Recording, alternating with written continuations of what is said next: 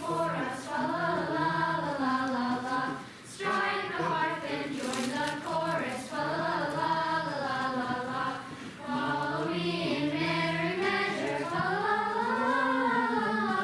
While I tell of Yuletide treasure. La la la la la la. Fast away the old year passes. La la la la la la. Hail the new ye lads and lasses. La la la la la la. Sing we joyous all together. La la la la la. Heedless of the wind and weather. La la la la la. La la la la.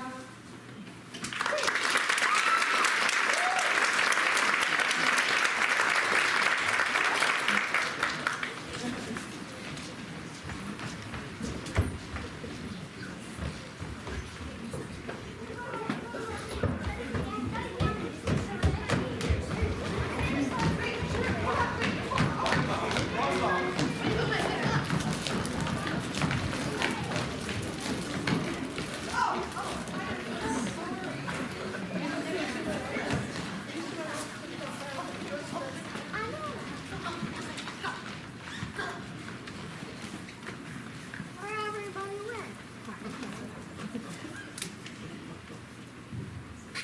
It's a lovely day for the parade, Fred. Chris, I am so glad that you suggested we come down and watch the parade. Yes, it's a beautiful way to begin the season. Do you want to sit down somewhere to watch the parade? Oh, I don't mind standing, but maybe I'll sit with the children on that curve. I'm taking the bench. Best place to watch from. It ain't a New York Christmas without the Macy's parade, and the children just love it. Well, I saw a six-pack in the dumpster on 32nd Street. You might want to go pick it up. Well, I'll be sure to get that after the parade. Thank you. A new woman, what are your first acknowledgement? It's revolting. Well, because I find wonderful things in here, like this bottle. I could get money for this. Every little bit helps, and I'm doing my Christmas shopping. Christmas shopping? You'd be surprised what kind of treasures people throw out. I do my shopping from the comfort of my living room. The home shopping club until 8. Children who order it, I use my credit card. You can't be about pushing those come on the doors. Well, you ought to be bothered a little bit. Besides, my shopping costs a lot less than yours, and it's appreciated just as much. It's about the time and thought you put into it. That's how you show love for your family, however you do your shopping. I like your spirit. A real Christmas spirit is always a joy. Well, you know, Christmas is big bucks for the department stores. It's a season when they make up for all their money they've lost during the season. Christmas is more than just big bucks, Doctor. Christmas is the one time of year that should be devoted to what we so typically avoid the rest of the year. Peace and goodwill and helping others. What would you like for Christmas, Doctor? I don't even think Santa Claus could get me what I want. Try it. Well, You I are. say so. Maplewoods Medical Facility needs an X-ray machine. It would be helpful in so many situations, but it's very expensive. You shall have it, Doctor.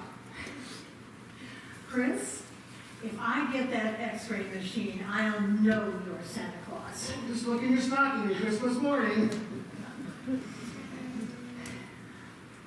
Chris, we haven't really discussed your having to leave Maplewood. I want you to know how very sorry I am. I did everything I could, but the board overruled me. They just won't allow us to keep anyone who they've decided is mentally unsound. Well, I passed all those tests, didn't I? I know you did, and I argued for you all along. I just can't justify what they call paranoid thinking.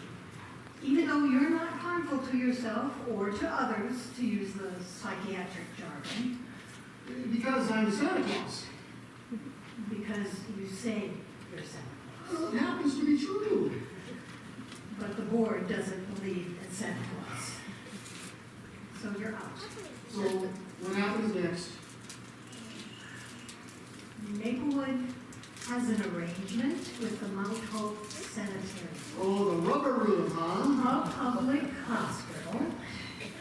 It's a quaint and charming place. They have entertainment, television. Chris, do you have any money? Sure, I have $53. Oh, but that's not very much. You're not a young man anymore, and it's not going to be easy to find a job. If you can't support yourself, you'll end up becoming a ward of the state and end up at Mount Hope anyway. Why not save yourself the disagreeable experience of living on the street? There's nothing wrong with me. I'll be hanged if I go to the funny bar. What other choice do you have? Well, the Central Park zookeeper is a friend of mine. They have all those stay with him. The ranger don't doubt my sanity. Oh, Chris, please. Well, Doris, after 5 years, we have this great business working pretty well, don't you think? Just as long as Miss Macy is happy. Oh, I think the barney float is better this year, Mother. Yes, Susan. We fixed his eyes so they roll, which makes him look more alive. You watch your mother, Susan. You'll be able to handle this parade by the time you're 10. Would you believe, Ace?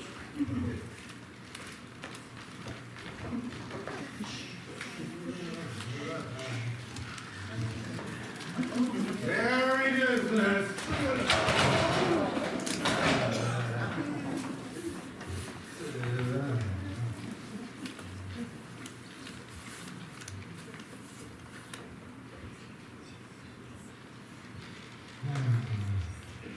Allow me, sir. See, it's all in the wrist. Never worked with the oil, you're still huh? You should be ashamed of yourself. In front of all these children, you're a disgrace to the uniform. Where's your Christmas spirit? Here. Yes, they are.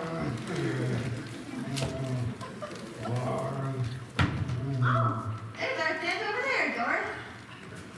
Oh, sweet Christmas. What do we do now? How did we manage to get him? oh no. Shelley, see if you can get him into the sleigh. How? Get someone to help you shove. But, And tie him in if you have to.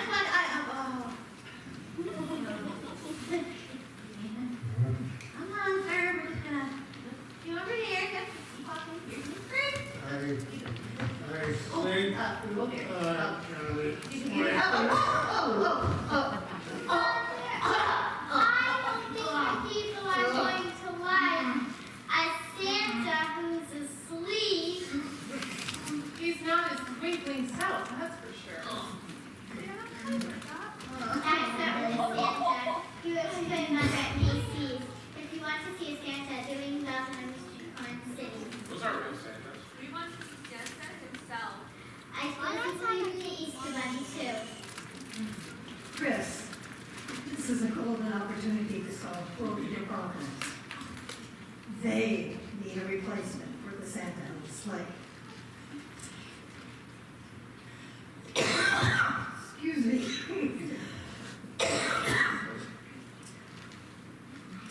Spread the Christmas spirit and pay the rent at the same time. But they haven't asked me. You have to ask them. How can you sit and watch this? The children will be disappointed if there's no Santa.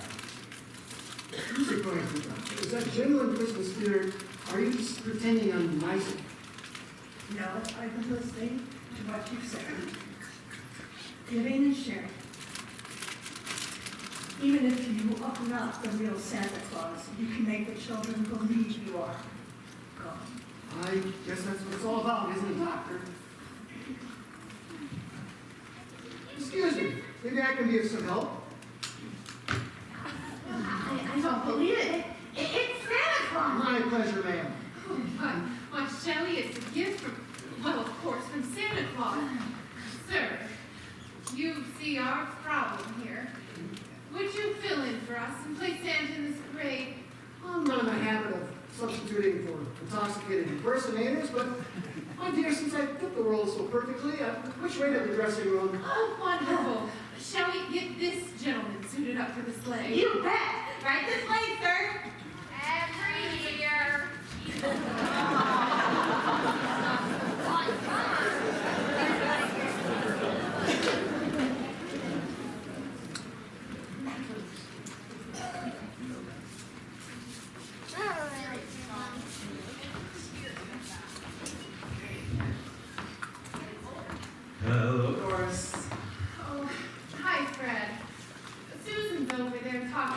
house. Could you get her and take her somewhere, please? With everything that's going on, I don't have time to deal with the crazy ideas they'll put in her head. Don't worry, I overheard the conversation. It was just about the North Pole. That's just what I mean. North Pole. North Pole. I appreciate you taking care of Susan, Mr. Davy, and I'm glad you two get along so well. But we've been neighbors long enough for you to know I have very definite ideas about keeping her mind free of illusions. I told you before, I will not have her believing in fairy tales, Mr. Davy. Why not, Mrs. Walker? All right, Fred. I'm sorry to be so irritable. I just feel it's more important that she understand reality. As a lawyer, I should think you would support that. I didn't know you were raising a 7-year-old lawyer. Well, it's not a fairy tale world we live in, Fred. She'll grow up expecting Prince Charming to come along, and well, you know, Fred, happily ever after just doesn't exist. Are we talking about Susan or about you? Look, I know your divorce was painful, but you can't stay bitter about it forever. Not all men will let you down, and Susan's not going to grow up any happier to think so. I was devastated, Fred. Thank you for all your help, but please let me be Susan's parent. Hey, Mom, the outfit is here. The costumes actually fit. Don't worry, I don't think anyone's going to make up this kid's mind for her.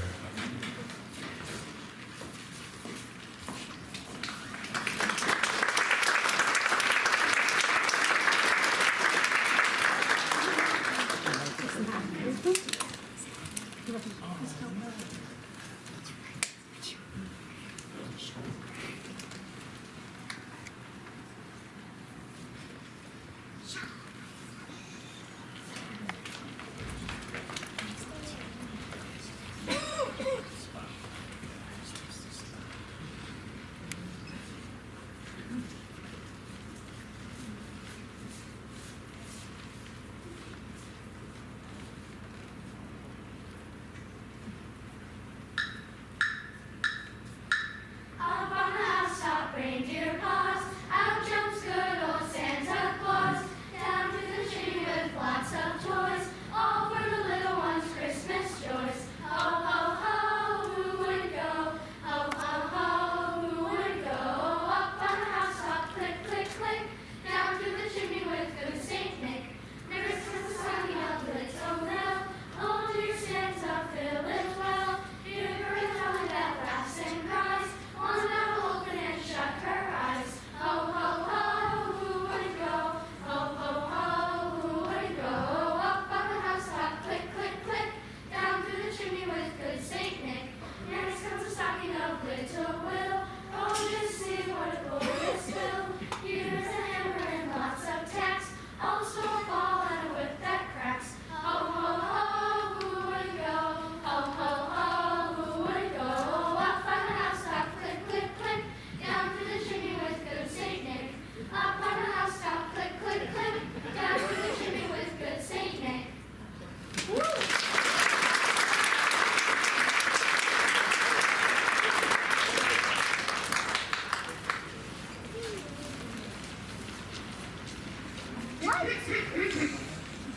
Welcome aboard. I'm Miss Shellhammer. It's my responsibility to train the new members of Macy's family of employees. Now, here's a list of the toys we want you to push, Mr. Chris Kringle. Oh, really? That's pretty clever. Name's been in the family for generations. Okay, now, we're overstocked on these toys. So if a child wants something we don't have, you should say, now, you might not like that. How would you like one of those plushes from, what's that kid show called? Bluey, is it? Yeah, Bluey. Understand? Why not give the children what they want?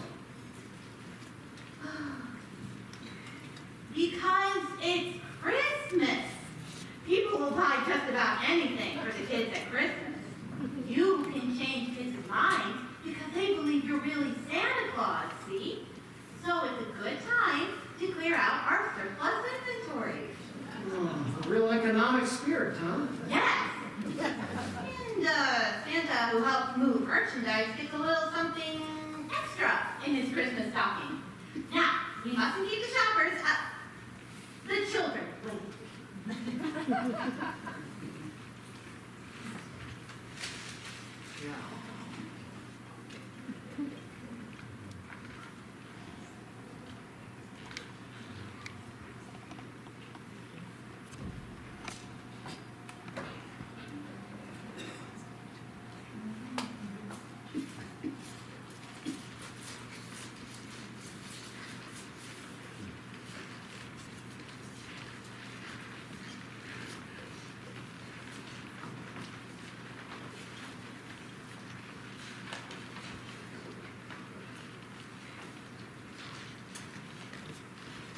Well, hello, Sharon. How did you know my name? Because I'm Santa Claus. Now, what can I bring you for Christmas? I want a pink like fruit on the handlebars. Well, you've been a good girl, so I think that can be arranged.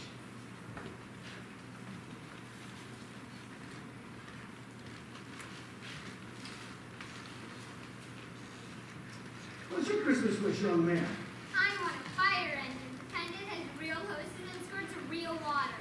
And I promise not to squirt the house. That's what you said about the Nerf gun last year. I know, but I really promise this time. All right, I accept your promise. But remember now,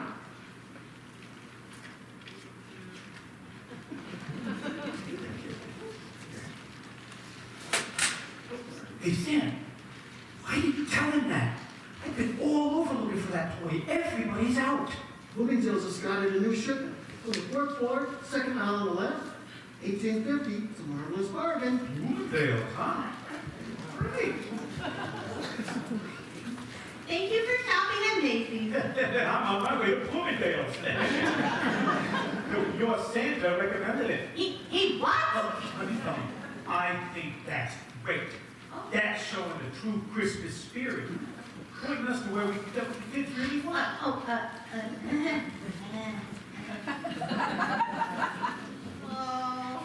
what will Miss Macy say about that? Michelle, please interrupt from orphanage in Holland. She doesn't know any English yet, but she so badly wanted to see you. Santa Claus comes to speak up. They hope to pretend in some way. Sinterklaas, ik wil die hap en ik wil die bij zo'n baarmoeder. Ik mis die mensen in Wonderland. Okay, I don't translate it. I think she wants. So it's all a visit with her grandmother in Holland. No problem. Ik wou even een bezoek van Bloemel. Ja. Good coming Wednesday, happy face Thanksgiving, all this new love beating, deep and dressed and even.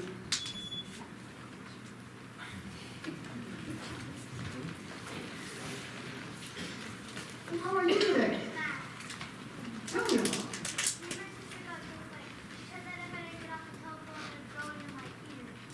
Well, sometimes kids like to tease each other.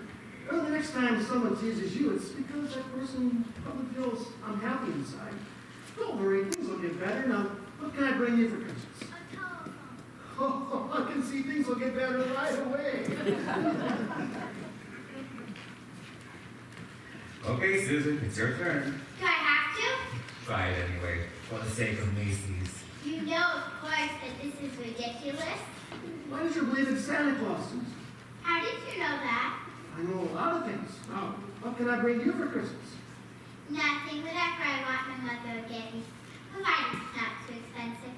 I know you're just a person my mother hires to play the part of Santa, but I must admit, you're a little better than most. I can't even see the straps open on your beard. It looks so real. That's because it is real. And I'm real too. Well, it was nice talking to you anyway, but I don't think you ought to pretend to all these children that you're going to give them what they want. Maybe they all will get what they want for Christmas, and so will you. I'm sorry. She's a hard sell. Thanks for trying anyway. My pleasure. Thank you for bringing it to me. I enjoy writing on the tough cases. It's really hard to see that much cynicism in a little girl like Susan. I agree. What she needs is an infusion of imagination. Maybe that's something you and I can work on together. Mom, there's something funny happened. There was a Dutch girl of mine who couldn't speak English, and the Santa spoke to her in Dutch, and they sang a song together. Oh, Susan, lots of people speak foreign languages. I speak French, but that doesn't make me Joan of Arc. He's just a man I hired this morning. And even if there were a Santa, I doubt he'd be working at Macy's. Now, I'd like you to sit here a minute while I speak with Fred. Fred, could you step this way? I just received Santa's employment record from the office. Perhaps you'd like to read it. Name, Kris Kringle. Age, as young as my tongue and a little bit older than my teeth. Birthplace, the North Pole. Next of kin, Dasher, Dancer, Prancer, Does that convince you? I think you should take Susan home now, if you don't mind. Apparently, I have a job to do. He just seems like a nice old man. All right, I stand corrected. Come on, Susan, your mother has Christmas to manage.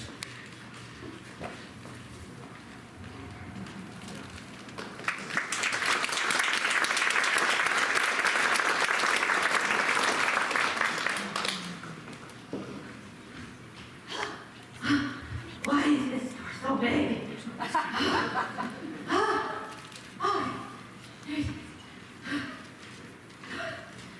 Doris!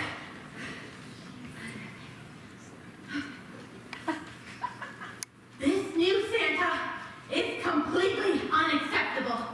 He refuses to push the backlog merchandise, and you aren't going to believe this. He's been sending our customers to buy toys at other stores. I'm not kidding, you've got to do something.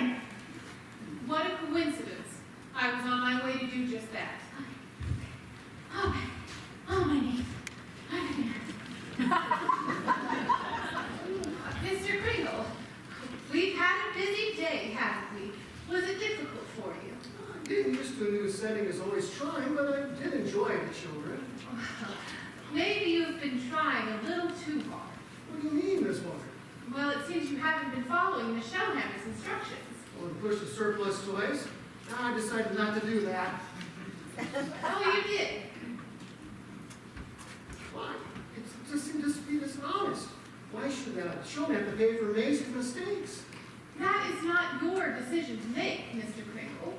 And speaking of dishonesty, how do you explain this personnel card? It isn't dishonest. But the things you put down on this form, we take our work seriously at Macy's, Mr. Kringle. We're not playing games. If you want a paycheck, you have to put proper information down on your forms. But it all happens to be true. See, I'm verifying by signing it at the bottom. Then you really think that you're Santa Claus? Oh, certainly not. Oh, well, that's a relief. I know it for a fact. Well, you're welcome to whatever delusions you choose to live with. But we can't have a Santa who sends our shoppers to other stores. You can pick up your paycheck at the personnel department. I'm sorry it didn't work out. I find it a bit ironic, Miss Walker, that you're firing Santa Claus for being Santa Claus. I was just making sure the children get what they want. Macy's is in business, Mr. Kringle. We have to compete with the other stores. I don't want to argue with you. I'll authorize a week's severance pay for you. Now, Merry Christmas and goodbye. Merry Christmas to you, Miss Walker, and don't worry, I won't hold this against you on Christmas Eve.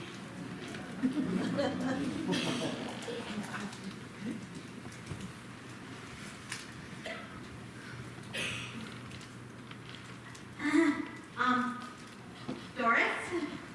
Miss Macy would like to... I'm perfectly capable of speaking for myself, Miss Shellhammer. Is there a problem, Miss Macy? Yes, I'll listen with great interest while you tell me who is responsible for Santa sending customers to other stores. I take full responsibility, Miss Macy. I instructed him to push our backlogs up, Miss Macy. Then why is Santa sending customers to Bloomingdale's for items that we don't have? We don't know, ma'am. My office has been flooded with phone calls, emails, and faxes. I'm very sorry, Miss Macy, but I've taken care of it. All with grateful appreciation from shoppers. It's the greatest goodwill advertising gimmick in years. It's positively revolutionary. I can see the headline now. The store with real Christmas spirit. Macy's Santa recommends Bloomingdale's? It's actually a breakthrough in advertising initiative, Ms. Walker. The media will love it. And Macy's will reap a harvest of publicity and goodwill. Well, I'm so glad you're pleased. It's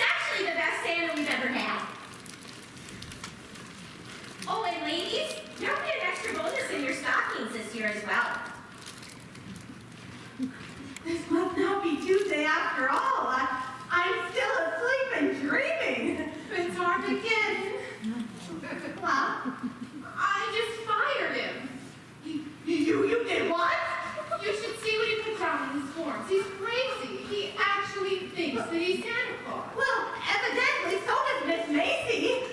I don't know what we're gonna do now. Do you think we'll be fired? Maybe it's not too late.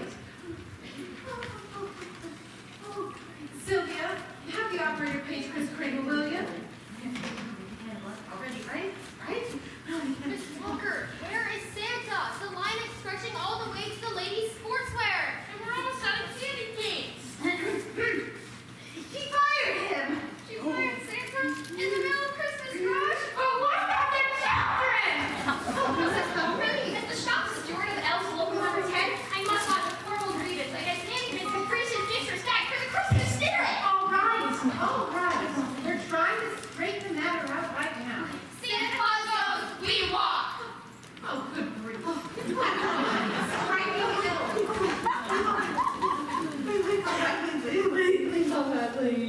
There's no need to pay me, Ms. Walker. I was going to bring the soup back to you. I owe you an apology, Mr. Kringle. It seems I was a bit hasty. Oh?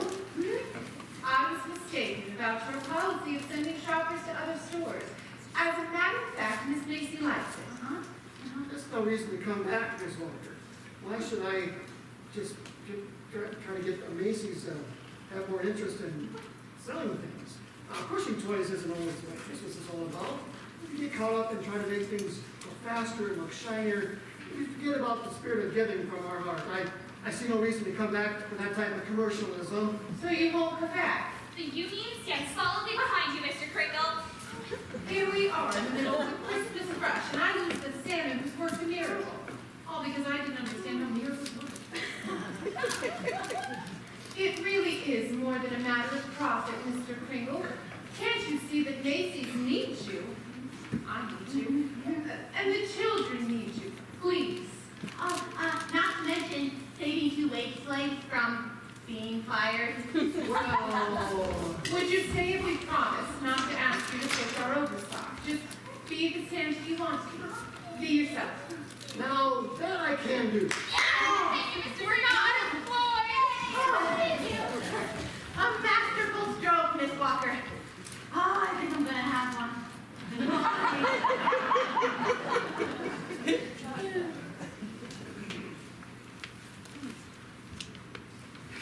You wanted to see me, Miss Walker. Oh, yes, Miss Sawyer.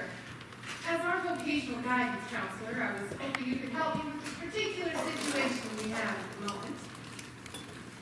Oh, we have a wonderful new Santa in the toy department this year.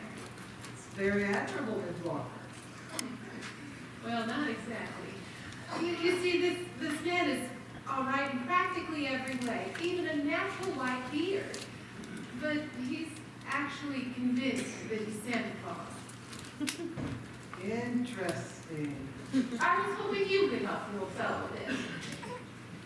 You mean he actually maintains his character outside of the work environment? Oh dear.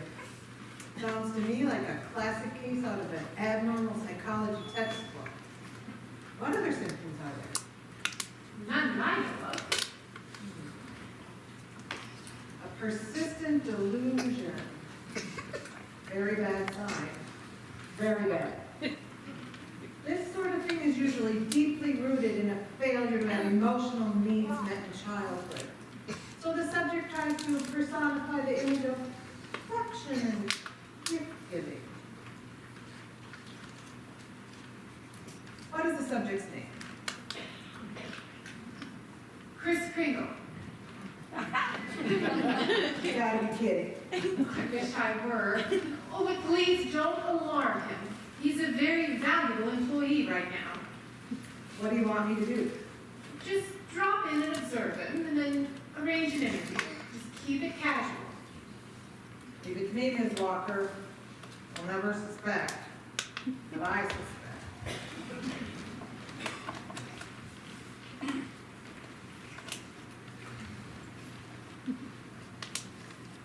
Oh, excuse me, are you Doris Walker? Yes. How can I help you? Dr. Pierce. I'm the resident physician at the Maplewood home where Chris Kringle used to live. Oh, really? I think I'd like to talk to you. Please. I heard that you hired Chris as Macy's Santa Claus. Thank you so much for giving him a chance. But who is he really, Dr. Pierce? That's a good question. One that I have given a lot of thought to. He claims he is the real Chris Kringle. And if there ever really was a Santa Claus, he certainly fits the part. You don't actually think he's Santa, do you? I didn't say that. I merely implied, from a purely philosophical point of view, that he could be Santa Claus. Okay, well, do you think he's Santa, philosophically speaking, of course? It's one of those ideas that go round and round in one's head, like his Snow White. It's red. Red. When a tree falls in the forest, does it make a sound? Of course it does. Does it? If you were standing there, the vibrations would bounce off your eardrums. But if there are no eardrums in the vicinity, would it still make a sound? I've heard that argument, and it could never be proven. Or disproven? It's all a matter of perception. If no one believed in Santa Claus, perhaps he wouldn't exist. But millions of children all over the world do believe in Santa Claus. And Chris believes he is Santa Claus. He surely does. You might say it's a case of I think, therefore I am. You're still speaking philosophically, I assume. When one lives long enough and works with the world long enough, philosophically is the only way to understand things. It makes better sense that way. Well, unfortunately, we have to be realistic in the retail business. I understand. But I must tell you, Chris is perfectly harmless. There are thousands of people all over the world living quite charming lives under similar illusions. I'm glad you said delusions. As I said, I've known Chris for a long time. And he is absolutely harmless. His delusion is a positive one. He just wants to spread happiness and the real spirit of Christmas to everyone. I just worry about him sometimes. Why? Chris is an old man. I hate to see him wandering the streets of New York without a home to go to. If someone could just keep an eye on him. I mean, after the store closes. You mean he has no place to live? Maplewood Home has discharged him. I'll see what I can do. I appreciate your insights, Dr. Pierce. I feel much more at ease after this conversation. Thank you, Ms. Walker. I know you won't regret having Chris on your staff. Oh, and have a Merry Christmas.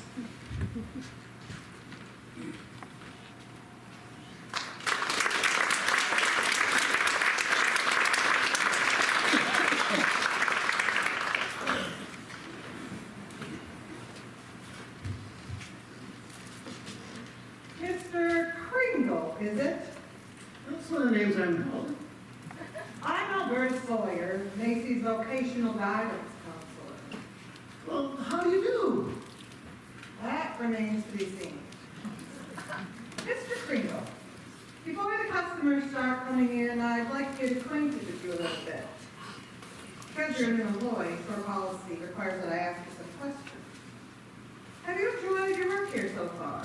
Well, I hardly call it work. I usually do this type of thing for free. So you normally promise gifts to children around Christmas time? I do my best. How do you presume to provide all these gifts yourself? Well, Santa Claus has a lot of influence to make things happen. Oh, and you sometimes go back to the North Pole at night to manufacture the gifts, right? No, I actually live with my reindeer. Excuse me? I'm temporarily staying at the home of the zookeeper. I help him feed the reindeer, make sure they're all right. All right, well, let's move on. 3 times 5 is, Mr. Kringle? Don't you know?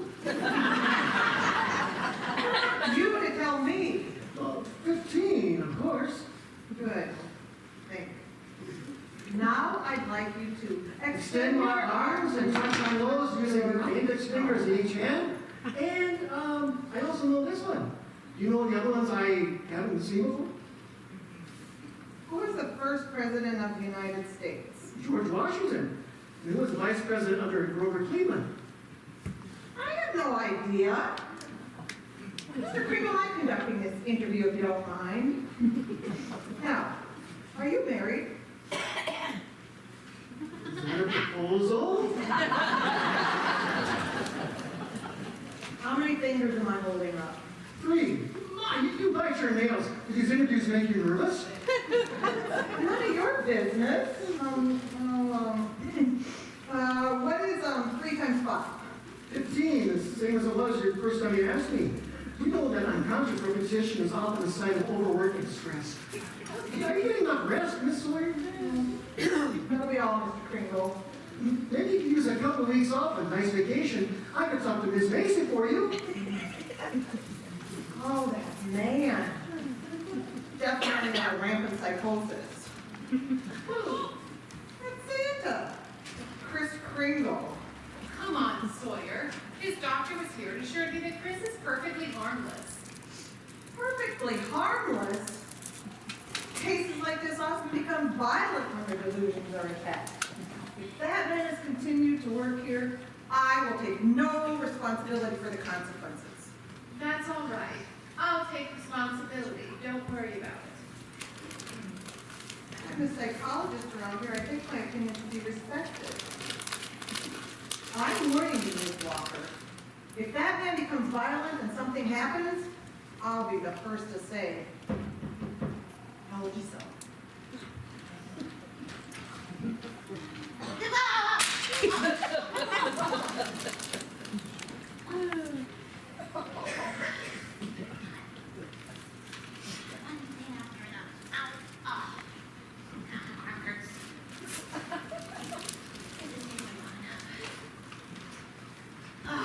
Good heavens.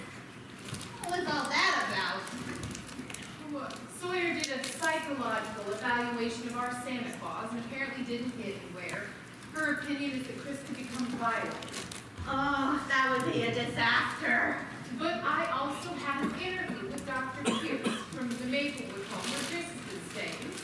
And she says that Chris is just a sweet old man who thinks he's Santa Claus and that he wouldn't hurt anybody. Do you believe the doctor? No, she says she's known Chris a long time. Sawyer only talked to him for 10 minutes. Why did the doctor seek you out? Well, she seems very fond of Chris. Rather protective of him. She's glad he has a job as Santa Claus, but she's worried about him in the hours after the store closes. So she's asked me to keep an eye on him. I think that's a splendid idea, and you're just the person to do it. What are you suggesting? Not that he stays with me. Oh, no. No. I have enough responsibility with Susan, and at night I need to unwind. Well, maybe I can help. We have a spare room. Chris can stay with us. You're a jewel, Shelley. I feel I could count on you. Oh, not so fast, Miss Walker. I'll have to talk it over with my husband first. It's his home, too. I'll tell you what. You have Chris over for dinner tonight, and that'll give me time to talk to Arthur. I'll try to convince him that as a part of our Christmas spirit, we should have this nice old man over as a temporary house guest. I don't think I'll mention that he believes he's Santa Claus. What will Arthur think when he's introduced to Chris Kringle? Oh, I'll have to think away around that one. Oh. All right. I appreciate it, Shelley. I'll talk to you later.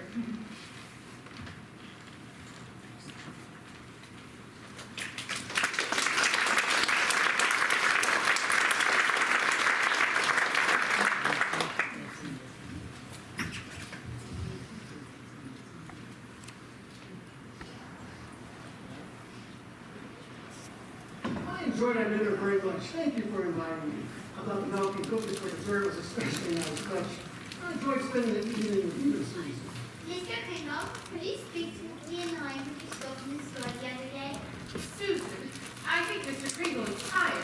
Not at all. I love to talk to her. Come over here. Well, excuse me, I've got to call Miss Shellhammer. Do you have any friends in the building, Susan? Yes, but I don't see them very much. The games they play with childish. Today they were being animals. They asked me what kind of animal I wanted to be, but I didn't want to be an animal. It's so dumb. Why didn't you tell them you were like a lion or a bear? Because I'm not a lion. I'm a girl. Well, the other children weren't animals. They were just pretending. That's what makes the game so silly. You know what imagination is, Susan? That's where you see things that aren't really there. Yes, but it's more than that. Imagination is a wonderful place to go to a nice, wonderful country. You've heard nations like England and Japan and Russia. Well, imagination is just such a place like that. The wonderful thing about it is once you get there, you can do anything you want. Not anything. I'd like to fly to Mars and be back in time for dinner. Oh, that wouldn't be possible. Or be the Statue of Liberty in the morning and fly south with a flock of geese in the afternoon. It's simple. You want to give it a try? Well, I guess I could try. Well, let's see. It's something easy. Oh, I always like to be a bird flying in the sky. Oh, I wouldn't know how to do that, Mr. Kringle. Sure you will. Stand up and stretch out your arms. Flap them like wings. Yep, keep flapping. And turn sideways. Keep turning. Keep flapping. Keep flapping. Keep flapping. Keep flapping. Now you're soaring like a bird I in the did, sky. Mr. Kringle. That was fun. Now tell me, you really were to believe I'm Santa Claus. What would you like me to bring you for Christmas? Can you bring big presents? Well, since we're in the land of imagination, it can be any size. I want a real house with Mother and me, and a real father to live in it with us. Oh, that is a tall order. Well, if you're really Santa, you can do it. And if you're not, you're just a nice man with a white beard like Mother said. Sometimes a child can't get the wish they want to all the time. But that doesn't mean there's no Santa Claus.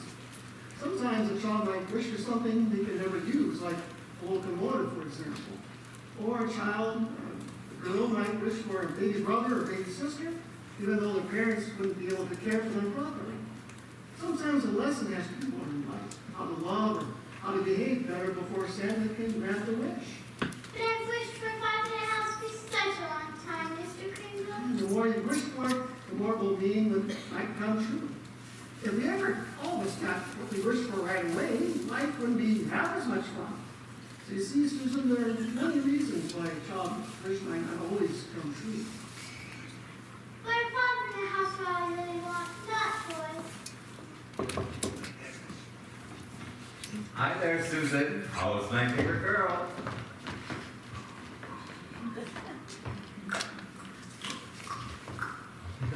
Hi there, I'm Fred Daly. I'm the next door neighbor. Nice to meet you, Mr. Daly. I'm Chris Kringle. Yes, I know. Susan, it's time for bed. Oh, hi, Fred. Have you two met? We just introduced ourselves. I found a place for you to stay tonight. There's my phone. Please wait a minute. You're looking for a place to stay? Oh, no, I'm staying at the zoo.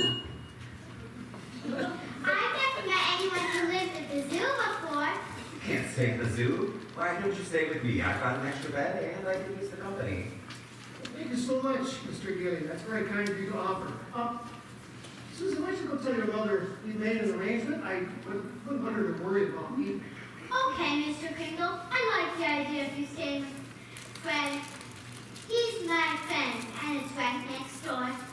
Good night, Susan. Good night, Susan. I like the idea too, Mr. Daly. I'm really fond of that little girl. I can see that, and what about her mother? I really like her too. But I'm afraid Doris just sees me as the next door neighbor and a babysitter to Susan. And she won't let me get any closer than that. Have you ever invited her out? I have, but ever since the divorce, she doesn't socialize. She just concentrates on her career and Susan. I don't think she feels love anymore. An old sad story, but One, I think you can do something about Fred. Oh, yeah? How do we start? Well, keep showing your interest in her, caring about her feelings, above all, have faith in her. I've tried that. Hasn't done any good so far. Things will work out. Just leave that to me. Mr. Kringle, Miss Shellhammer has a place for you to stay, and she lives close to the store, so you'll be able to get to work easily. Is that okay? Well, I thank her for me, but I just accepted Mr. Daly's offer to stay with him. Mr. Daly? I see. I hope that's okay. Excuse me, I'm just going to get my things from this zoo. I'll be right back. Wait, let me get you a cab. Oh, no, don't bother. I'm sure there'll be one waiting outside.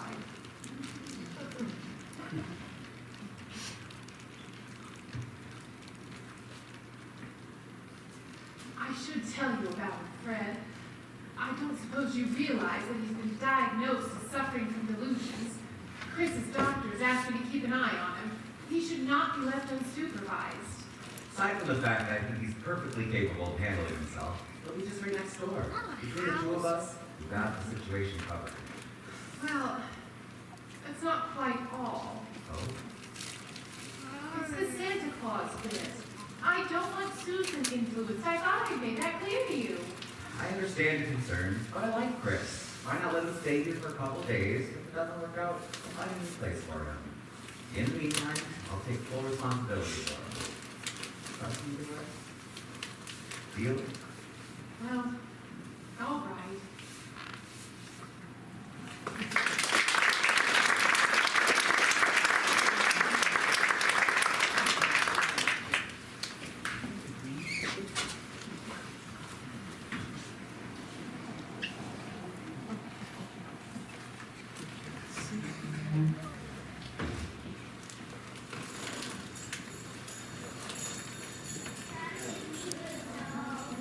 One horse open sleigh, over the fields we go. Laughing all over, hop, hop, hop, bells on bobtails ring, making spirits bright. What fun it is to ride and sing a sleighing song tonight. Oh, jingle bells, jingle all the way. Oh, what fun it is to ride in a one-horse open sleigh. Jingle bells, jingle all the way.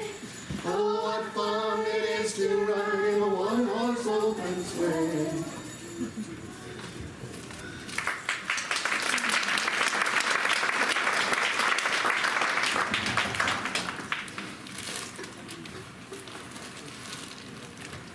Hi, is everything all right? Did Chris come here? No, is it even you? When he did show up, I went down to the zoo to find him. The man there said he got his things and left about an hour ago. Something's happened to him, Fred. It's all my fault. And right after I told you to trust me. But I don't want to blame you. Shouldn't have let him go get his things by himself. The important thing now is to find out if he's all right. I'd never forgive myself if something happened to him. I'm surprised. I didn't think you liked him. It's not a matter of like. I had hoped that some of his good spirit was getting to you. No, but this is New York City, you know. Come on, Doris. Who's gonna love Santa Claus? I'm calling the police. Doris, look, man got here all the way from the North Pole. New Orleans, or New York's gonna be no problem. I'm serious, Fred. If he were all right, he would have called by now. Oh, sweetheart, what's wrong? I dreamed that Mr. Kringle went away and there wasn't any more Christmas. Oh, Susan, you know dreams aren't real. It was just a dream. Mr. Kringle's fine. And we won't lose Christmas as long as we got each other. Silent night, holy night, all is gone. I don't know what I would have done without you tonight, Fred. I don't think I've ever shown my appreciation for your friendship or the way you care for Susan. Please forgive me for getting so upset with you. Thank you. Thank you for opening up to me. Thanks for trusting me. Oh, excuse me, I'll come back in a more convenient time. Where were you? You weren't sick. Just sitting couch with some of my friends, I just came by and say good night. I'm so relieved. That makes me was too. Santa really did go away. But he came back because your mother cares for him. Well, that's a nice thought in a way. Everything's all right now, Susan. Come on, I'll tuck you back into bed. Good night again, Susan.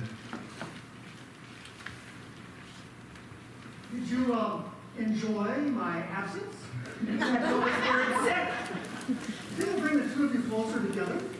Well, yes. Well, that's exactly what I hoped would happen. You old fox, you were it on purpose? You should be ashamed of yourself. Not a bit, no. Let me get out of here so we can put our worries to rest.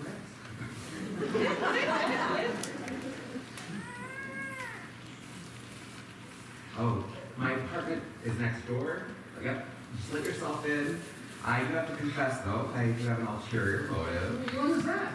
I'm going to have a question answered that has plagued the world for centuries. Does Santa sleep with his whiskers inside or outside the whiskers? Well, I sleep with them out. Cold air makes them grow.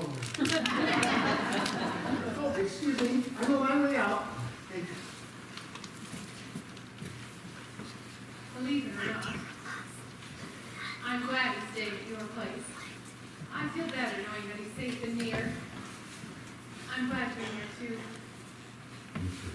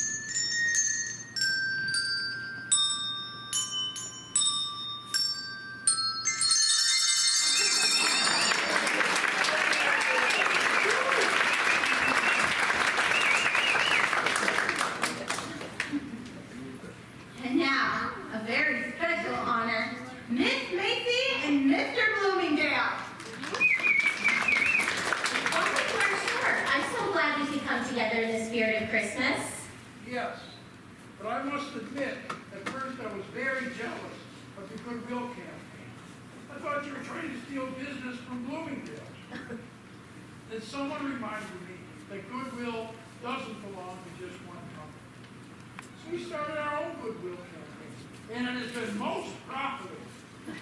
That's right, Goodwill goes a lot further than competition for everyone. Please come forward, Mr. Kringle. This is the gentleman I was telling you about. Mr. Kringle, you have brought a special spirit to both Macy's and Bloomingdale stores this Christmas season, and it seems to have spread to the entire city of New York. Whatever your special gift, it deserves appreciation and recognition. In honor of your distinguished service, Macy's would like to present to you a token of our esteem and gratitude. Thank you so much. This is so generous. It's going to make Christmas very special for someone who's been so kind to me. It's going to buy an X-ray machine. Oh, what? It's for medical facilities at Enablement Home. Dr. Pierce said sometimes an X-ray can come in very handy.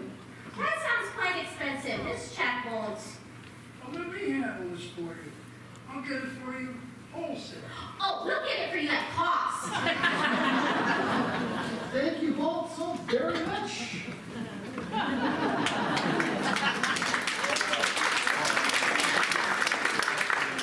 More pictures are part of my store. And by the way, we made a lot of money because of you. And there's going to be a nice bonus check for you at Bloomingdale also. Good. And it'll help you buy that extra. Now, how much does she pay? Excuse me. We have family. Pinch me, Fred. I simply don't believe it. I never thought I'd see Miss Macy shaking hands with Mr. Bloomingdale. It's surely a miracle. I don't know how he does it. Who? Chris. Maybe he gathered some stardust while he was sailing through the air with his reindeer, and then he sprinkled it all over everybody. Doris, your imagination's coming to life. Not really, Fred. I was only kidding. Oh, you weren't. Don't be afraid to say so. And here, I've got a little presentation myself. What is it? Oh, Fred, it's beautiful. Here, let me. I went to Cartier to look at their collection, and they told me to go check out the collection at Tiffany's. Then I went to Tiffany's, and Tiffany's told me to check out the collection at Cartier. It's happening all over town. I never dreamed, when I saw that jolly bearded man at the parade, that he would revolutionize the entire merchandising business. Let's celebrate with dinner tonight. Fred, I really would love to, but I have to work tonight. Can't you get out of it? I'm sorry, no. Really? Really, unfortunately. It's been planned for weeks. Miss Sawyer, our vocational guidance counselor, has a lecture for the employees this evening. What's the topic? It's embarrassing. Please, don't mention it to Chris.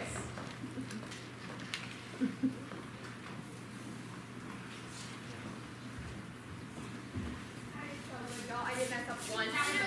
I did mess up once. You and Joe. I got something. I did mess up once.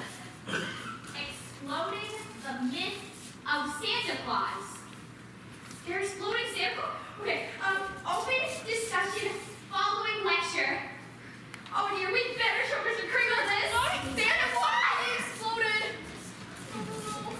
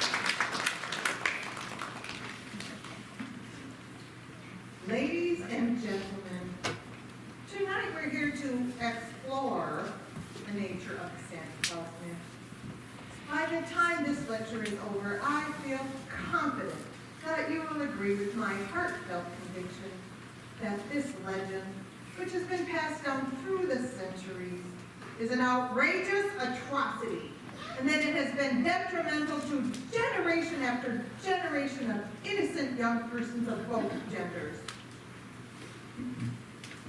The symbolic figure of Santa Claus, St. Nicholas, or Kringle, whatever we may call him, represents a classic expression of the wishful dreaming of all children.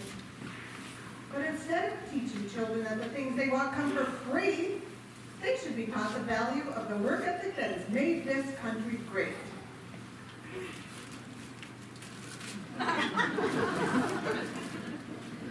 They must realize this is a hard and competitive world, and if they're to succeed, they must learn the difference between myth and reality. Mature adults who perpetuate this fable reveal themselves to be incomplete and neurotic personalities who have failed to adjust to the stringent demands of our culture. Not only have they damaged their own existence, but they're ruining their children's futures. The child that does not know this marked difference between fact and fiction will grow up still clinging to infantile emotions and never be able to face the cruel truths of today's world. Why do we do this to ourselves, you ask? Don't ask. To compensate for feelings of guilt. That's why we perpetuate the myth of Santa Claus.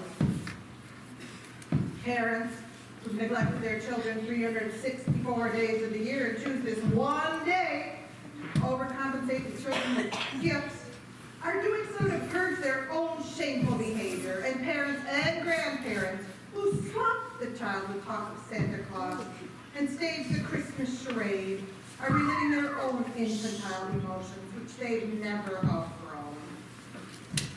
Therefore, I suspect that the vaunted spirit of giving is nothing more than selfishness in disguise. Far from doing any good in this world, this abominable myth has done more harm than any fabrication. I'm giving this lecture, Mr. Kringle. I believe an open discussion was to be had. The open discussion will take place after the lecture is over. The lecture is over! Boo! We don't want to hear any more of this! I refuse to continue until this blatant fraud is removed from the platform. Chris, we have to. Please. Miss Walker, I can't just sit here and listen to the depressing absurdity of this woman's propaganda. Absurdity, huh? Am I? Don't you try to threaten me. Ms. Walker, I told you to become violent. I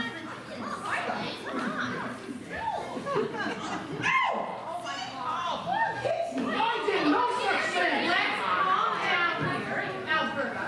Chris. Ms. Walker, are you going to let this dangerous maniac attack your employees? He's quite harmless, Miss Sawyer. Maybe we should let the police decide that. That concludes our meeting for this evening, ladies and gentlemen. Thank you all very much for coming, and a Merry Christmas to you all. I'll handle this. I'm perfectly capable of handling myself against such attacks, Miss Walker. Please, Chris, for my sake. All right, I'll see you at the store tomorrow. No, could you wait in the hall for me, please? I'll talk to you in a minute. Society has ways of dealing with your kind.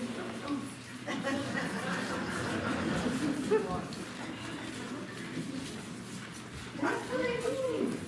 He's a dangerously deranged man. Cases like this could strike without warning at any moment. I hardly think. This could really backfire on Macy's. If Bloomingdale or the press should find out that our Santa is possibly, dangerous, the repercussions could be devastating. I'm telling you, Ms. Walker, Kringle's a stick of dynamite with a short fuse. Thank goodness I was defenseless child dangling on his knee. Well, you've got to do something at once.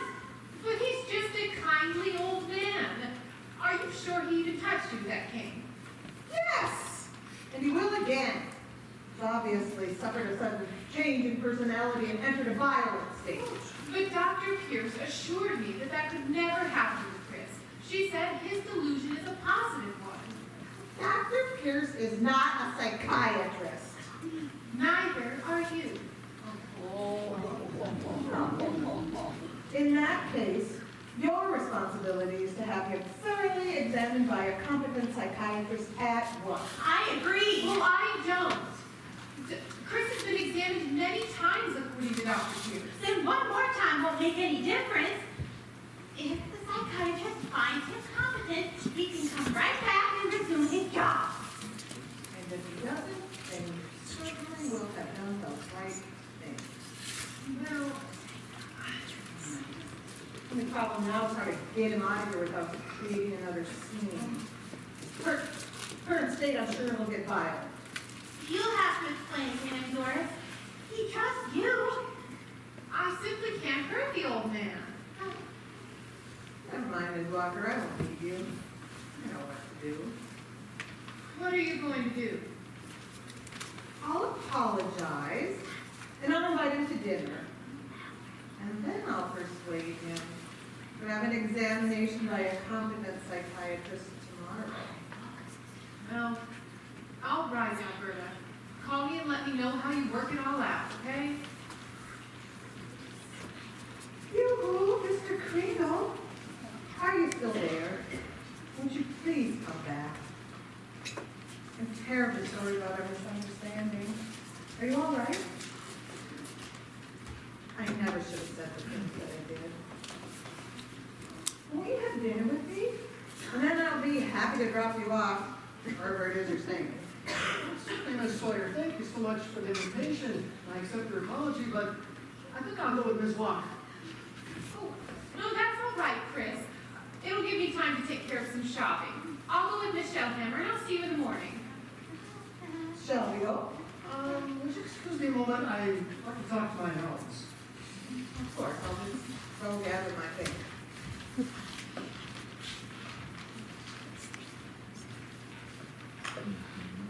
You know, I've been thinking. We were talking about how to see the good in people, even know how bad the person seems to be.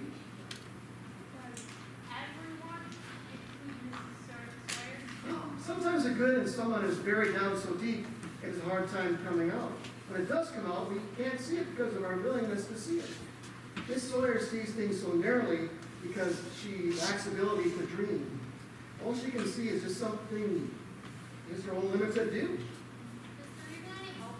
Oh, sure there is. You just apologize for her angry words. I'm not so sincere. I don't know if she was so sincere about it, but we must be ready to encourage her good feelings any way we can. Well, what if she's not being honest? That would mean that the bad, for the moment, outweigh the good. Don't go with her, Mr. Kringle.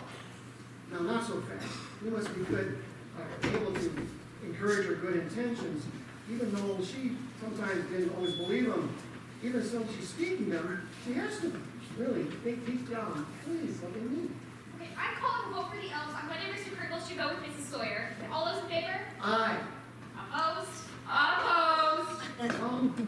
I'm actually in charge of me, so the ayes have it. What was the point? Well, I'm going to give Miss Sawyer a chance. Besides, Miss Walker thought I should go with her. Now, don't worry, lovey, I can take her myself. You elves go on home, and I'll see you in the morning. If you say so, sir, but please be careful. We're not gonna go get that so stupid. Why do we even have to vote? There you are, Miss Sawyer. Where shall we go for dinner?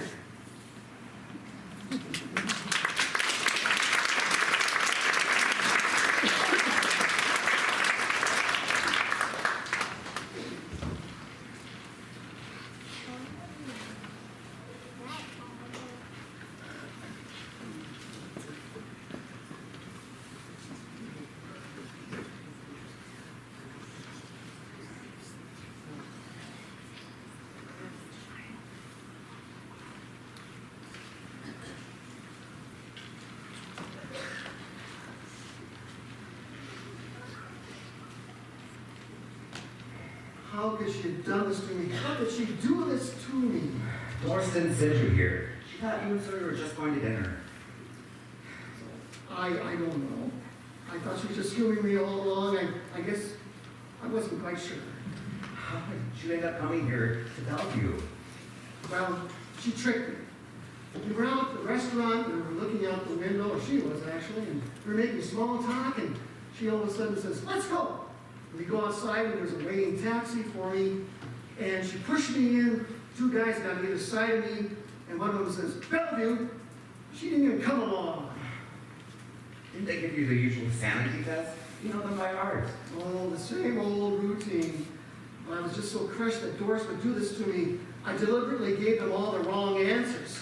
So they committed me. She didn't know Sawyer's plan. Sawyer told her she was just going to take you out to dinner and talk to you about seeing a psychiatrist. Well, I'm glad to realize that, but why didn't she come here and explain it herself? She didn't want to hurt you, Chris. It hurt anyway. To her, I'm just a nice old man. She feels more than that. No, friend. She had doubts. That's why she's not here. If you'd been dragged out there, she would have been here in a heartbeat. She certainly had her doubts at first, but she was beginning to open up, be open-minded and open-hearted. It was too new and fragile, though, and Sawyer was able to tip her the other way. Doris doesn't want you to be here. Oh, it's not just Doris. It's people like Sawyer. She's so dishonest, and I don't want to say all the angry words that come to me, yet she's the one that's called normal.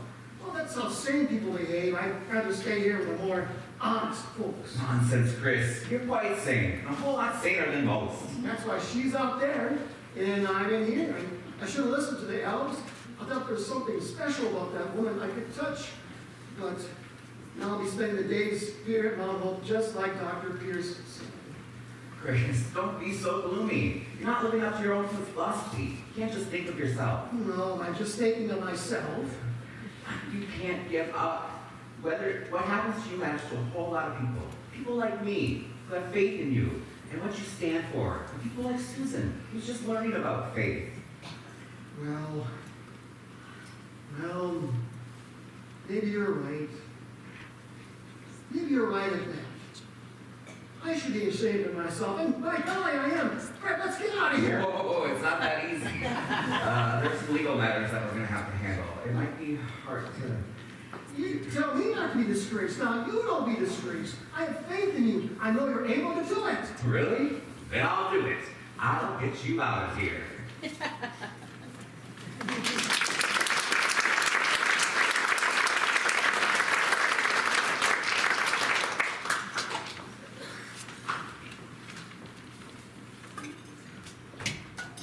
Beautiful day.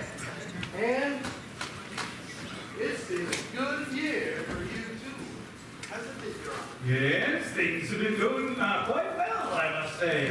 I see no reason why the spring election won't fall in my lap. And perhaps my Christmas present to Mrs. Harper ought to be something more valuable this year. Oh, maybe that trip to Bermuda. That ought to be real nice, Your Honor. Miss Mara from the Attorney General's office is here to see you, Your Honor. Show her in.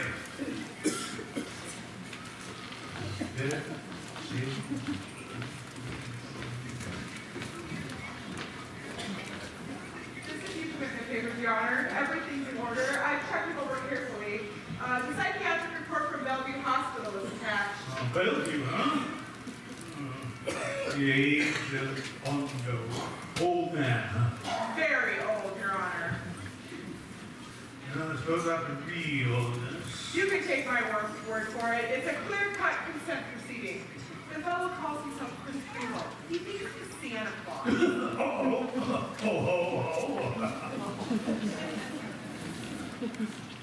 Hey, Mr. Gailey to see you, Your Honor. What does he want?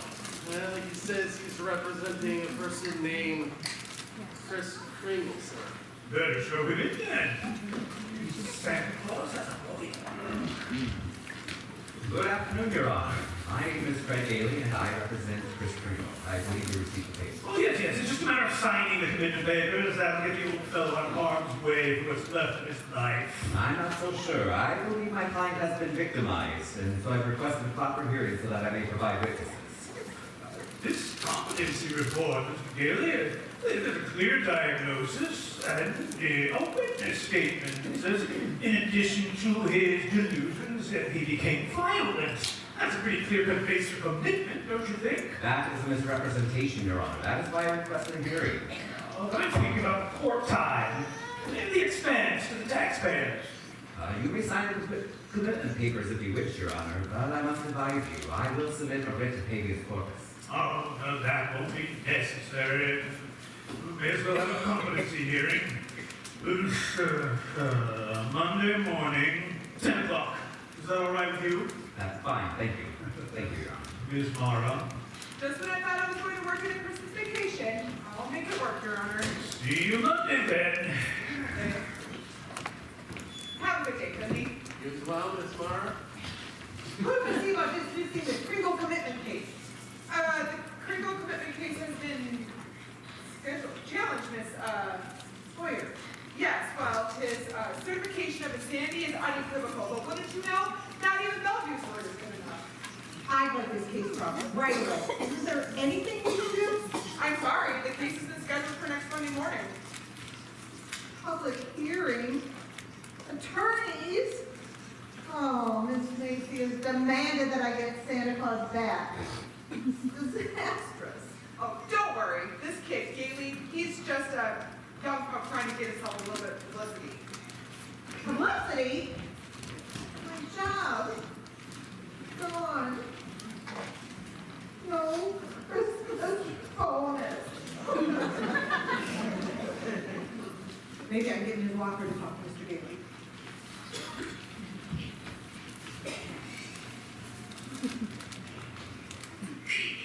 This is Cindy Stewart on your New York news station, WZYX. Today's top story from New York City is the controversial standing hearing of, you won't believe this, Chris Kringle, also known as, you guessed it, Santa Claus. It seems that Macy's St. Nick says he is the real Santa Claus, and the state of New York wants to put him away for saying so.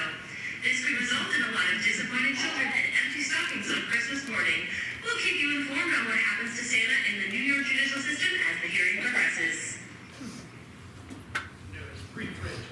Hiya, Finley, is the judge in? Hiya, Henry. Henry, we've been friends for years, and I've been your campaign manager. And I've been pretty successful in keeping you on this bench, haven't I? Yes, Charlie, I'm quite grateful to you. I like this bench, and I hope to keep it for a while. Henry, we've got elections coming up this spring. All right, ready, Charlie? Is there a problem? Henry, I've been reading the papers. Are you seriously going to have Santa Claus in your courtroom?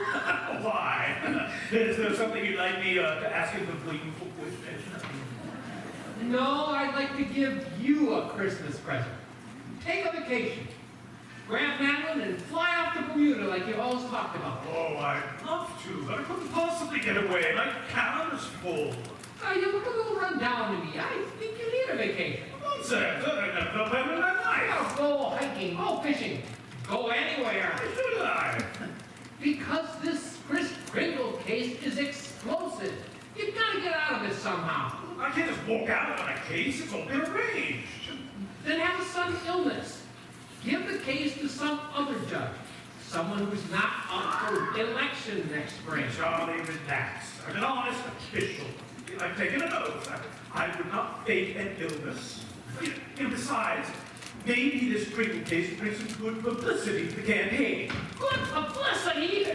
You'd be a regular Pontius Pilate. Every kid who believes in Santa Claus is going to see you as a villain. Well, they don't vote.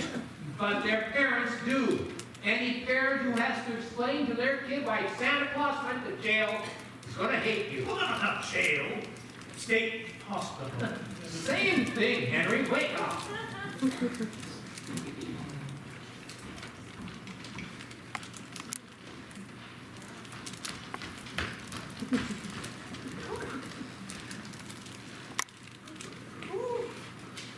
Hey, you guys see this thing about Santa Claus Christianity? Yeah, I saw it. I think the guy's crazy. Don't you? What's that? I didn't hear about it. Yeah. This fella calls himself Kris Kringle. Gotta be nuts. Oh! I don't know. Tell me, why shouldn't there be a Santa Claus? I think it's a nice idea. Well, even if he isn't real, don't let the old guy away. You don't harm to anybody.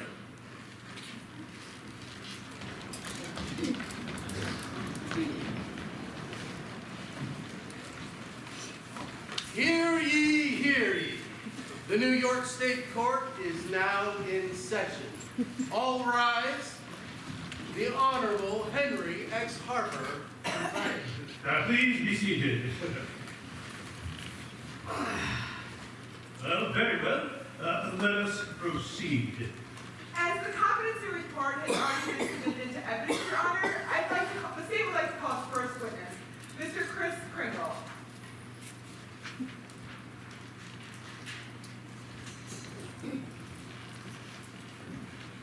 Good morning, Your Honor. Raise your right hand.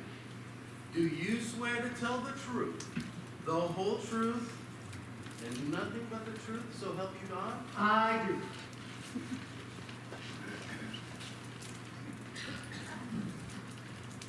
Please state your name for the record. Kris Kringle. And where do you live? I believe that's what the steering wheel will be deciding. That's a rather sound answer, Mr. Pringle. Do you believe that you are Santa Claus? Well, of course. The state rests its case, Your Honor. Mr. Gailey, do you want to question the witness?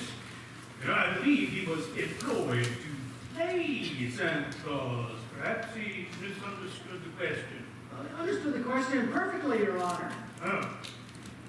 Well, in light of that statement, do you still wish to mount defense? I do, Your Honor.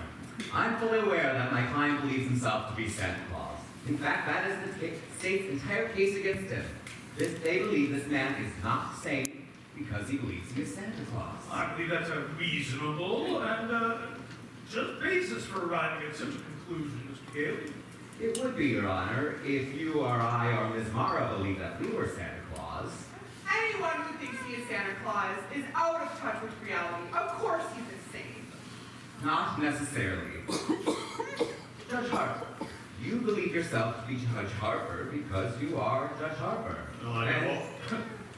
And no one questions your sanity because you are Judge Harper. I know all about myself, young man. Mr. Kringle here is the subject of this hearing. I was only making a point, Your Honor.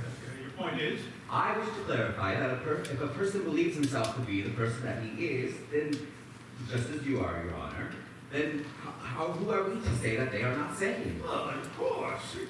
He isn't. Oh, but he is. With what? I intend to prove that Kris Kringle is Santa Claus. This hearing will adjourn until tomorrow morning at 10 o'clock.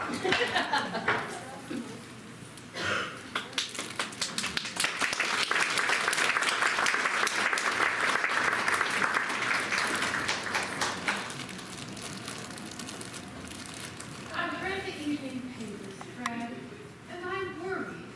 You seem to be fighting such a hopeless battle. I'm actually really confident. All the publicity is working for us. Public sympathies are behind Kris. I think we have a good chance. What about your law firm? How will they react to your taking the case? Well, actually, Mr. Hayslip, your senior partner, called me in this afternoon. We are an old established firm of prestige and dignity. We can't have one of our junior partners going around pretending to represent Santa Claus. We are not in the business to prove that some old critic is Santa Claus. In other words, drop the case or they'll drop me.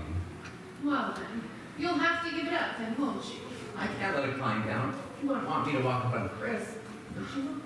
Fred, I really care very deeply for you. I admire and respect you for your courage in taking this on, but I don't want to see you lose your position. It's true. I might. That would be irresponsible. People have to be realistic. I've certainly learned that. You can't give up your job for some sentimental more than a whim, Doris. Stop dreaming, Fred. There's something very beautiful about that old man. Very compelling, too. Representing Chris is the right thing to do. I won't let him down. And I'm a damn good lawyer. Have faith in me, Doris. I do, but it's not a question of having faith. You're bound to lose this case. That's just common sense. Faith is believing in something when common sense tells you not to. Your problem is you have too much common sense. Well,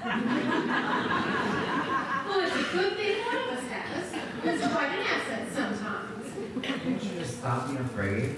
Let yourself believe. Believe in Chris. In joy, laughter, love, and all the other intangibles. You can't pay rent with intangibles. And you can't live life without them. At least I can't. I was hoping Chris and I were beginning to break your armor. Making you open-hearted and open-minded. I guess there's nothing left to say. It looks like we don't have many thoughts and feelings in common, do we? I suppose not. And I guess that's it. It's ironic. With all my common sense, I thought it was really going to work out this time. Me too. Goodbye, Fred.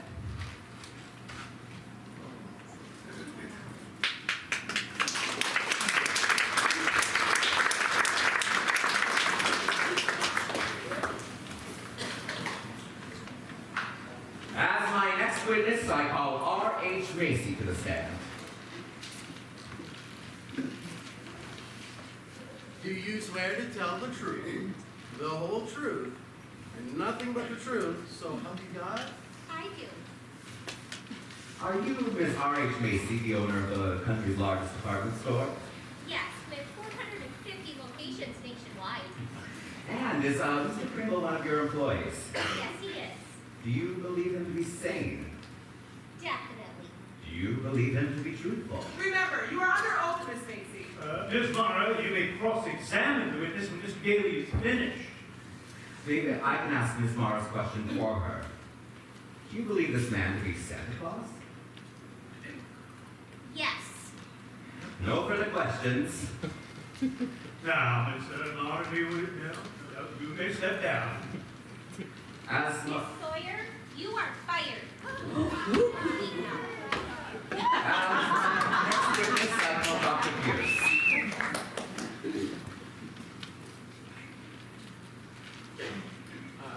Dr. Pierce, will you take the stand?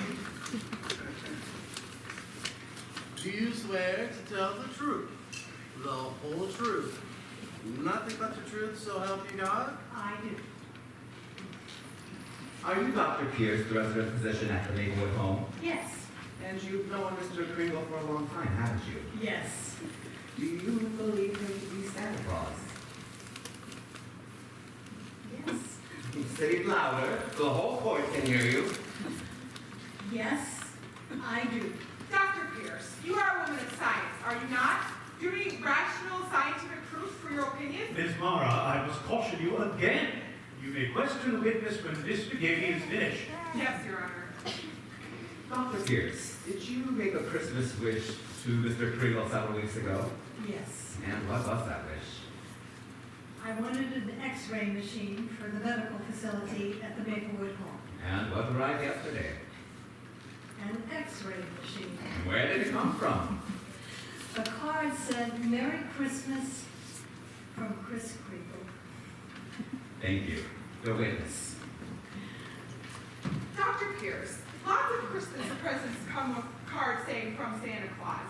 Do you know of any other possible donors? No. Now be careful, Dr. Pierce. Only logical testimony and reasonable facts can be submitted into evidence.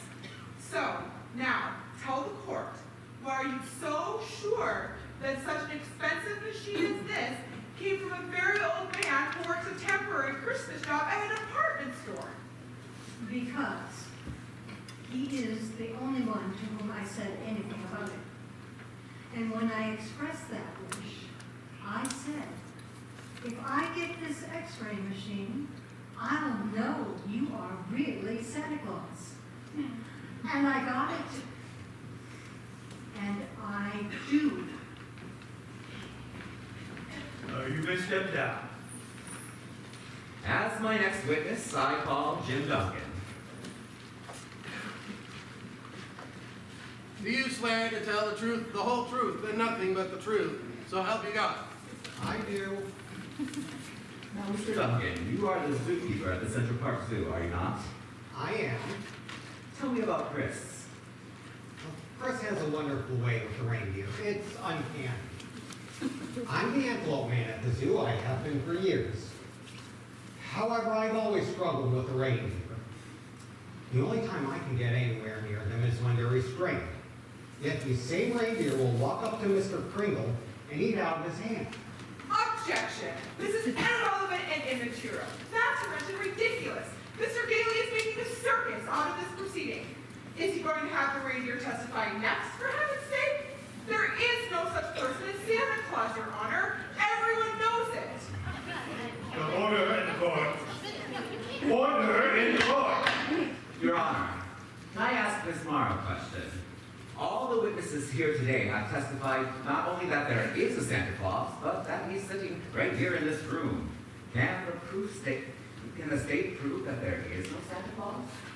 Well, no. Well, of course I can. And I don't intend to try. This is a nursery. This is the New York State Court. We're wasting the court's time with this childish nonsense. Is there or is there not a Santa Claus? I ask His Honor for an immediate ruling. Yes, going to a brief recess. What's the matter? All right.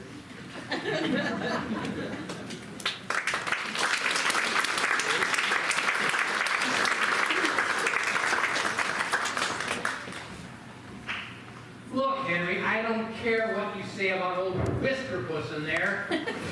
But if you rule that there's no Santa Claus, well, you might as well just get a chicken ranch. We won't even get into the primary. Charlie, I'm an elected official. I've taken an oath. I'm an honest man. I'm an honorable man. How can I possibly stand up there and say, there is a Santa Claus? If I do that, they'll disrobe me and put me on trial for insanity. Look, Henry, do you know how many toys are manufactured each year? Toys that would not be sold if there was no Santa Claus? Oh. Have you ever heard of the National Association of Manufacturers? Oh, they love your ruling. And what about the people they employ to make those toys? Union members. Oh, they're gonna love you. Oh. And what about the department stores and the candy makers and the artists and writers of Christmas cards? Oh. And what about the Salvation Army? Oh. They've got Santa Clauses on every corner. It's their biggest source of income and revenue each year. Listen, Henry, if you rule that there's no Santa Claus, you can count on getting just 2 votes in the next election. Yours and that lawyer Morrow's. One. Honest Republican.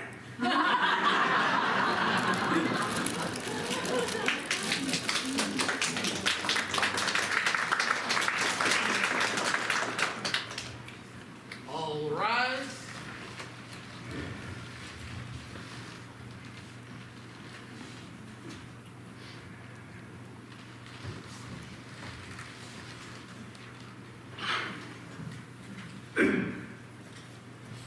The question of the existence of Santa Claus is, by and large, a matter of opinion.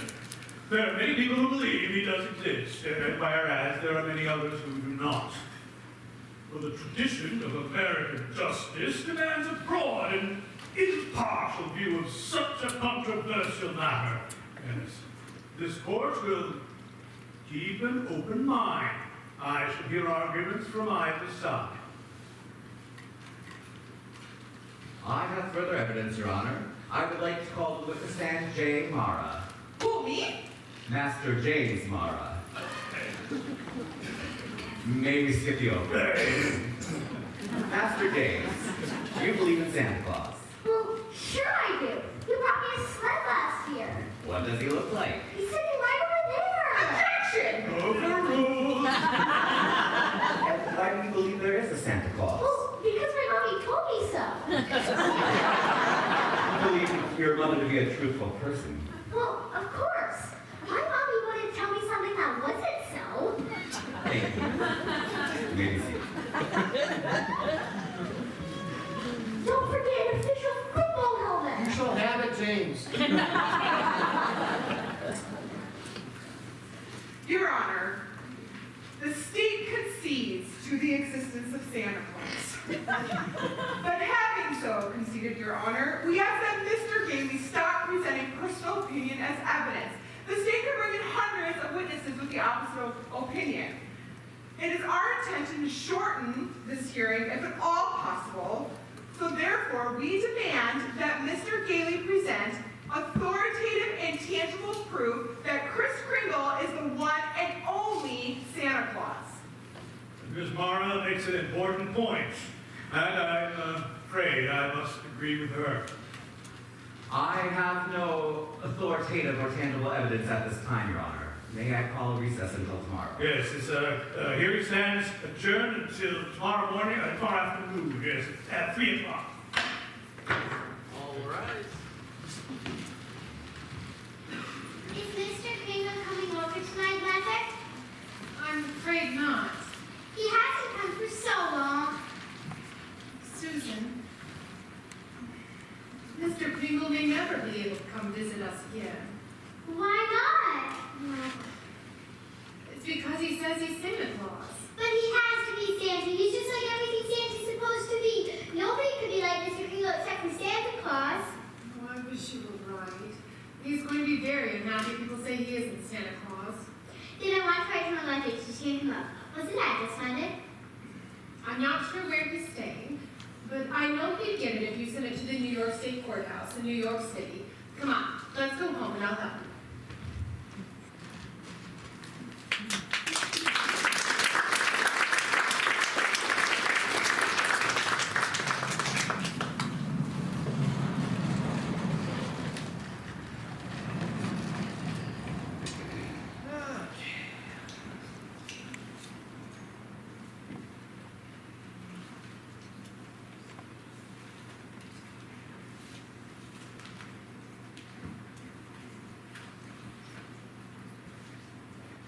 Here's a new one.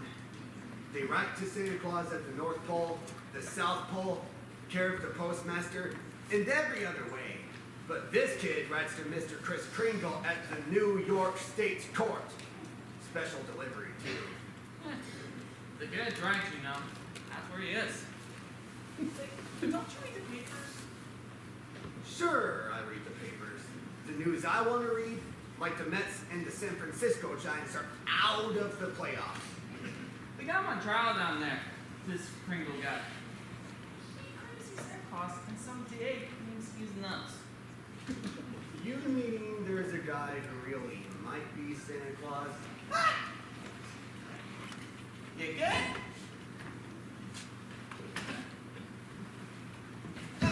A lot of people think he is. Well, what's the matter with you, Lou? You ain't very bright today. This guy Kringle is the solution to our problems. Jeez. Why did I think of that? Order a special big truck. Order a couple of them. Get them up here right away. All this Santa Claus mail we got lying around here. You got out.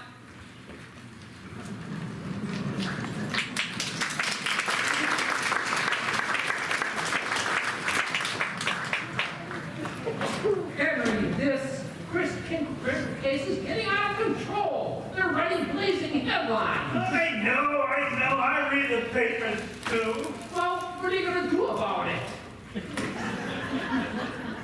I have a duty to my office. Look, Henry, it's Christmas Eve. If you put Santa Claus into the funny farm on Christmas Eve, well, you're likely to be out for protest demonstrations, or an assault, or maybe even murder. No! It's desperate. If that little Gailey fellow can come up with the slightest competent authority that I can use to make a competency ruling, well, I'll eagerly, willingly give it every possible break. You know, I've been watching this Kringle fellow quite carefully. He seems to be nothing more than a kind-hearted old gentleman. But, unless a miracle occurs, I'm going to have no choice but to accept the report of incompetency and have the old man put away.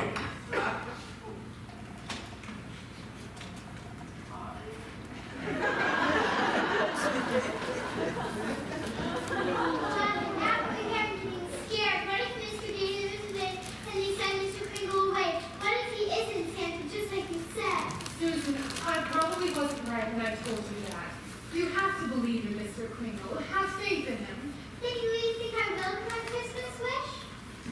Faith is believing in things when common sense tells you not to. We have to believe or we'll never get anything. You and I both have to. I believe, I believe, I believe. Glad, listen to this. Dear Mr. Kringle, I miss you very much and I hope I will see you soon. I know it'll all come out all right. I believe you are Santa Claus. I hope you're not Santa. Yours truly, Susan Walker. And P.S. I believe in you too.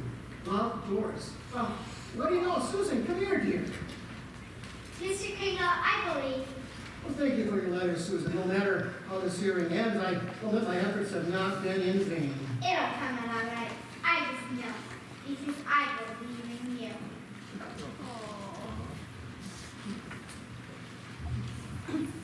Hold on to your hats, Chris. You ain't seen nothing yet.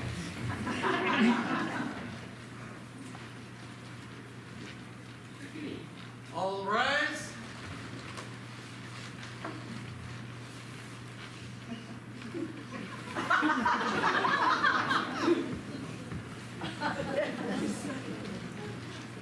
Well, Mr. Daly, do you have any evidence to introduce? I have, Your Honor. It concerns the Postal Service of the United States government. The Post Office Department was created July 26, 1776 by the Second Continental Congress. The first Postmaster General was Benjamin Franklin. The Post Office Department was discontinued as part of the Presidential Cabinet in 1971 and converted to a separate agency which operates its own budget. Well, it is indeed gratifying to learn about the United States Postal Service. I hardly think it has any bearing on this case. Begging your pardon, Miss Mara, it has a lot of it, great deal of bearing. May I proceed, Your Honor? Oh, by all means. I can quote endless details from this volume to verify the Postal Service is an efficiently run government organization. Moreover, it became an official branch Read it carefully, then. of federal government just 22 days after the Declaration of Independence was signed, and according to its regulations, all positions are governed by civil service procedures. Promotions are based strictly on merit, and furthermore, postal regulations make it a criminal offense to deliver mail to the wrong party. Your Honor, the state is second to none in its admiration of the United States Postal Service. Then will you accept the Postal Service as an authoritative organization for evidence? The state will concede that the Postal Service is an authoritative organization. For the record? Yes, for the record, anything to get on with this hearing. Your Honor, I would like to submit these three letters as Exhibits A, B, and C. These three letters, addressed to Santa Claus USA in childish handwriting, were delivered to Mr. Kringle today, right here in this building. These letters were addressed to Santa Claus and delivered to Santa Claus. Mr. Davey, 3 letters hardly constitute as positive proof. I understand the Postal Service receives thousands of letters every year. I have our exhibits, Your Honor, but I hesitate to proceed. Well, no, it's quite all right, man. Bring them here. Yes. Put them on the bench. We'd all like to see them, I'm sure. Very well.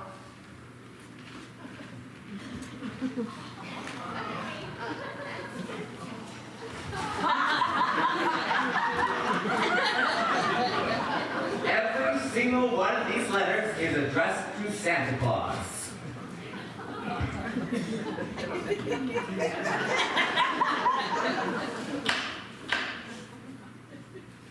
The U.S. government recognizes this man to be Santa Claus. This court will not dispute it. Case dismissed.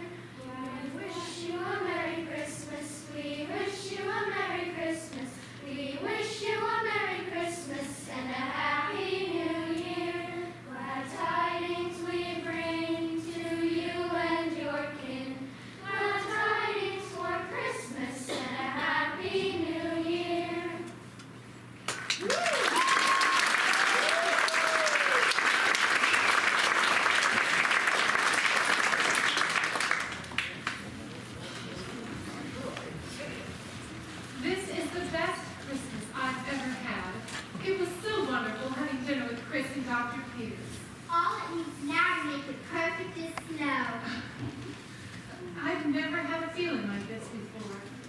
Fred, I'm finally beginning to understand what you mean when you say faith is believing in things when common sense tells you not to. Oh, look, it's my house, it's my house! What does she mean, her house? I don't know. She never mentioned anything about her house to me. No, it looks pretty nice. It might be a good real estate investment. I suppose so.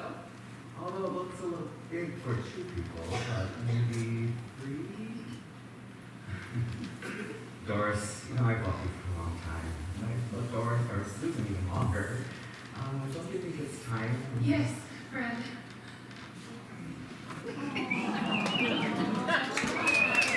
She gets this house from Susan. For all of us. Mother's got a swing in the backyard, just like my dream, just like my Christmas wish, the one I told Chris about. Susan, Fred and I have something we'd like to tell you. That you're getting married? I know, because that was a part of my Christmas wish too. She's way ahead of us. And look what I found. It was right beside the fireplace.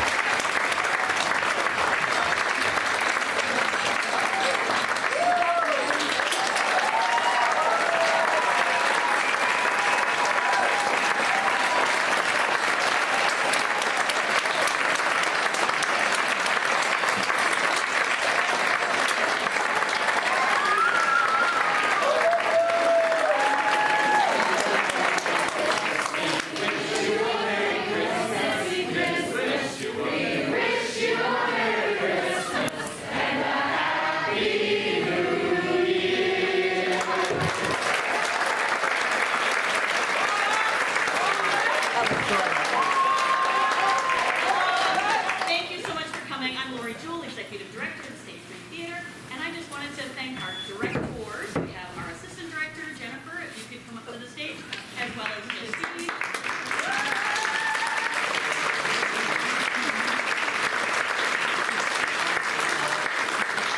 Our Assistant Director, Jennifer, was the director for our summer camp. And we'll be having another summer camp this year. We're hopeful that she would be willing to help us out this summer for that.